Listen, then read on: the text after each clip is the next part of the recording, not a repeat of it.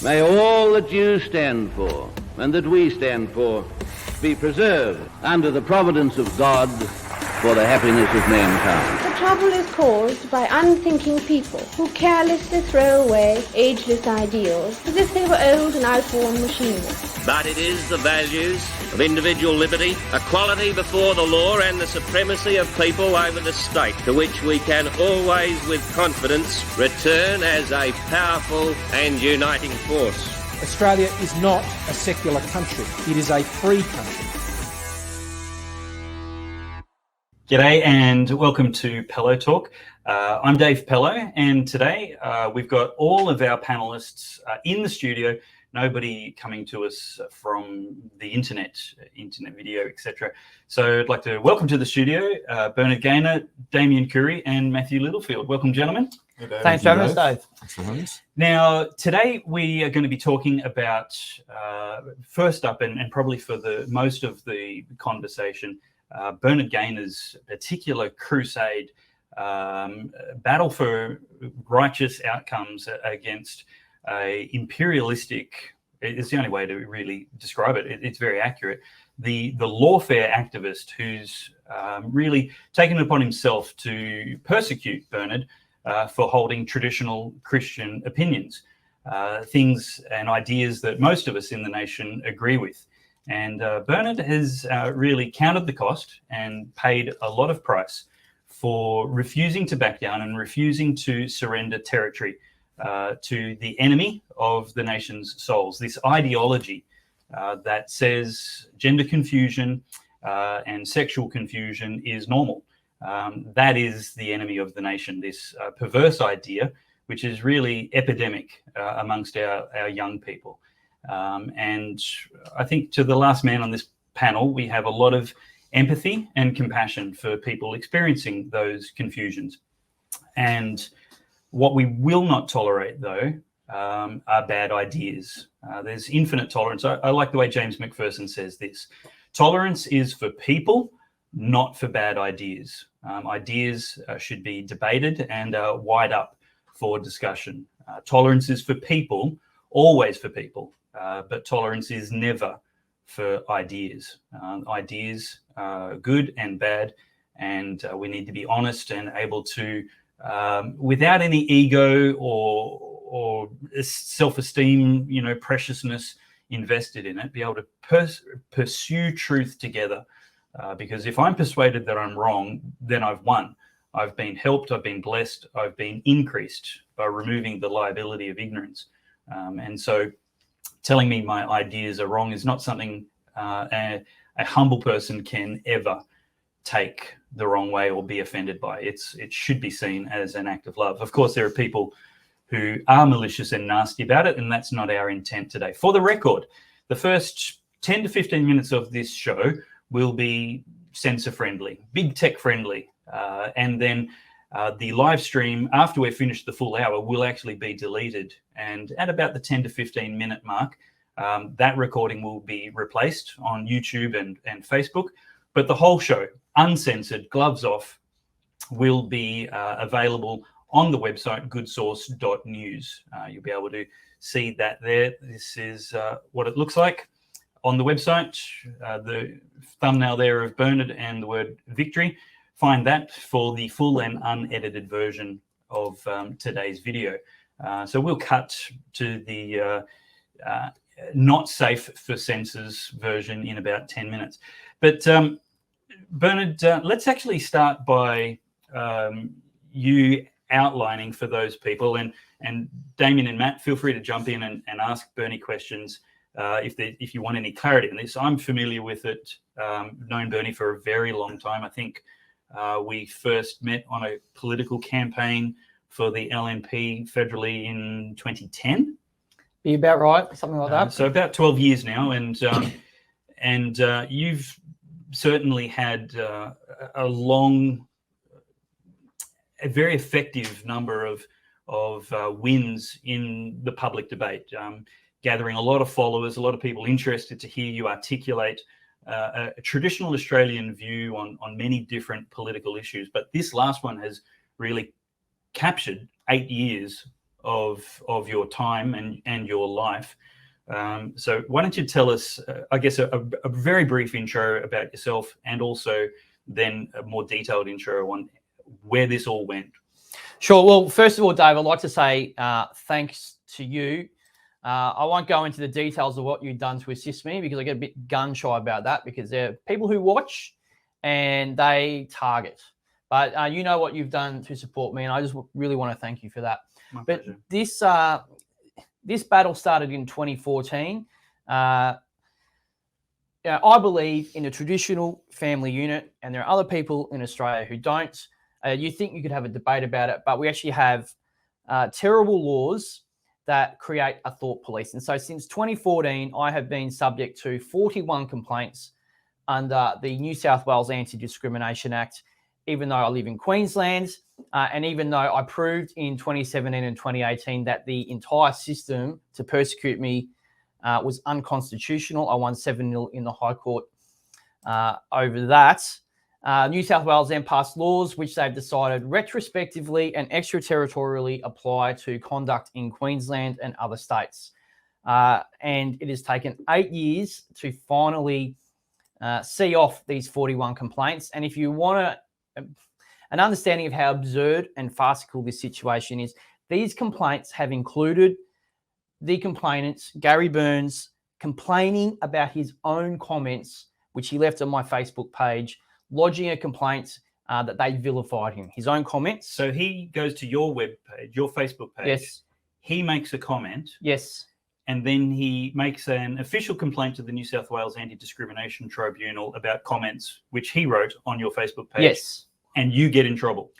Well, the Anti-Discrimination Board of New South Wales, the thought police down there, decided that Gary Burns' comments constituted vilification, but because they were on my Facebook page, I was responsible for them. That's how absurd this whole situation is. And I've faced a potential $100,000 fine for those comments. So all up 41 complaints. They are all now dismissed. And I think most Australians will just look at this and see that here is a guy who is obsessed. I thank him. Gary, you're probably my most avid reader out of all the people in Australia. You've read more than anybody else on my website. So thanks for that.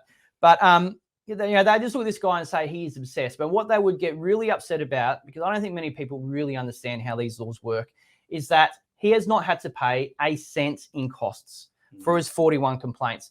And worse than that, he has boasted publicly that he is lodging complaints against me to bankrupt me and lodging complaints against me to cause me financial harm.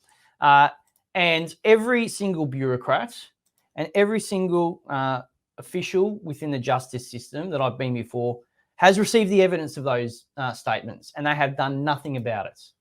That's so incredible. Why is this guy got this vendetta against you? What's the story? Well, actually, that's an interesting question. The reason he got a vendetta against me is because I actually helped someone else that he was complaining against. Her name is Tess Corbett. So Gary Burns has been doing this for 20 years. And you can understand why, in a sense, when you understand the system. It is free to lodge complaints, $100,000 fine. Fine goes to the complainant. Whoa. It's in a system where the bureaucrats believe that you can complain about your own comments. The fine goes to the complainants. That's insane. This is the New South Wales anti-discrimination laws, is it? Yeah, but these are very similar across every state. Right. Okay. And it's in a no-cost jurisdiction. So if you lose, you have great difficulty, or if you defend yourself, it's very difficult to recover costs. So essentially, what you have is a free gravy train to take assets of other people. And the only people who are allowed to make use of it are homosexuals or people with HIV, etc., like that in New South Wales. So that's what it's for. So straight white people have no protection under the anti-discrimination law in New South Wales. Not that I'm advocating that they should. I think these laws should be scrapped. But you have to understand why people do it. It is a gravy train. Right. Okay. And on top of that, the system itself is run by activists as well. So you have activists looking after activists. It is a terrible system. And to give you an example of that, to become a judge these days, you have to have a high-profile legal career, as always. But generally, the way you get that is in a high-profile law firm. To become a senior member in a high-profile law firm where you could be selected to become a judge, you have to toe the high-profile law firm's social policies and agendas, and they're all promoting various rainbow ideologies. So we just don't get judges today that are unbiased. We get, by and large, the legal fraternity is filled with people who either 100% believe this stuff, okay, because that's the only way they're getting promoted, or they know they're only going to get promoted if they promote it themselves. So they have to hide who they are, or they have to essentially, give up the fight on that area or whatever it is. So we have a biased legal system that hears these complaints. Right. So what was his original complaint against you? And you said 41? 41 complaints. So what's the theme of those? Sure. So after I helped Tess Corbett, who was a Victorian grandmother, political candidate down there, he then began targeting me. So his very first... I assume she was a conservative? Or? She was a conservative, okay. Yes. And... So she... And I was very glad to help her, because eventually we got her off with the win in the High Court that the system was unconstitutional. But he then started lodging complaints against me. And his first complaint against me was actually about content on another web page that I had no control over at all. It was Larry Pickering's web page, late Larry Pickering. And this just highlights his obsession. The moment he realized that comment that he was concerned about was not actually written by me or controlled by me, he had two options. He could amend the complaints to direct it to the correct person, who would have been Larry Pickering. Right. But he chose a second option, which was, I'm actually not really interested in the vilification. I'm interested in targeting Bernie Gaynor. So I'm going to drop the complaint altogether. And that's when he went to my Facebook page and he put out a press release saying I had said the things that were on the comments on Larry Pickering's page, which I'd never done. And then he highlighted the words that he put on my Facebook page and lodged a complaint with the Anti-Discrimination Board. And the Anti-Discrimination Board said those words constitute vilification. It doesn't matter that Gary Burns himself wrote them. I have to answer for them because they're on my Facebook page. That's interesting, because the new changes to our defamation laws recently, there was I think a High Court decision around defamation that also means that anything anybody posts on your page is your responsibility, which is hasn't been tested yet, of course, but it's open. The judgment is out there. Yeah, and that is the interpretation currently. Is that as in a public page, like sort of like if you have the organization page, or is that just your Facebook profile? Your Facebook profile. So any social media page that you have that can be, because defamation can occur if there's only one other person hearing it. So the size of audience doesn't matter. So whether you've got your settings on private or public doesn't matter. Anything that somebody writes on your page that's defamatory to somebody else now, technically, under this sort of common law, means that you could be taken to court for that and be responsible for that. So we're being treated as the publishers. We're being treated as the publishers, not Facebook or Google or YouTube or anything. Although they act as publishers by editing everything that they choose to edit. Yeah. So we've got the worst of both worlds going on at the moment in terms of the balance between free speech and people's right to their reputation being protected. So coming back to your story. I think it's a good time to actually cut to the censorship-free version of this now. If you're watching live, you don't need to change anything. But if you're watching this recording after the live version has gone out and delayed stream on Facebook or YouTube, this is where the censor-safe version ends.